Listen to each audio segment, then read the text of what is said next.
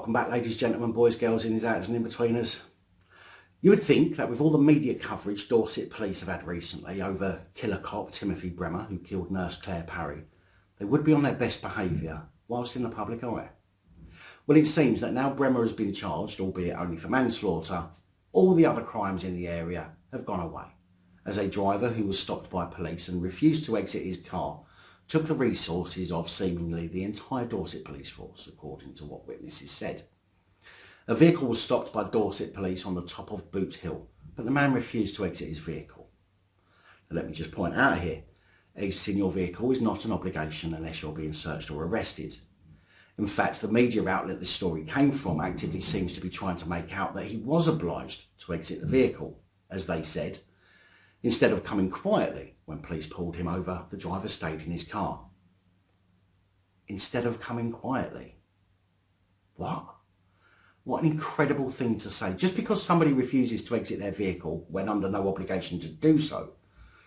And this, people, is why the mainstream media is bad.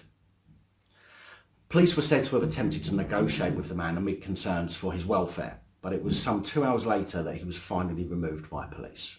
Concerns for his welfare, yeah? No doubt the police used well, he didn't do as he was asked, so he must have been mentally impaired. Something that we do see often when people interact with the police and fail to respond to questions. They normally go down the, "Are you okay, sir? You're acting a bit strange" route. Yeah, strange that somebody knows their rights and won't simply roll over for you to appease you. A resident who saw what happened said it was rather dramatic. The driver was quite agitated and refusing to come out. He was in his vehicle, tightly boxed in by 3 police cars for about 2 hours, around 10:30 p.m. He turned his music on and started beeping his horn, at which point more police vans turned up and closed the road. Now, I'm not surprised he was agitated. 3 police cars boxing him in and more police vans arriving.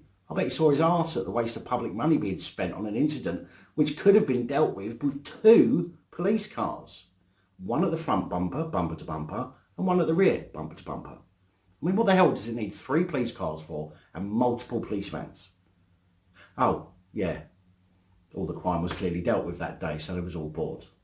The witness went on to say, the officers were obviously concerned for him and showed admirable patience. I hope he's getting the help he needs now. Obviously. Obviously they were concerned.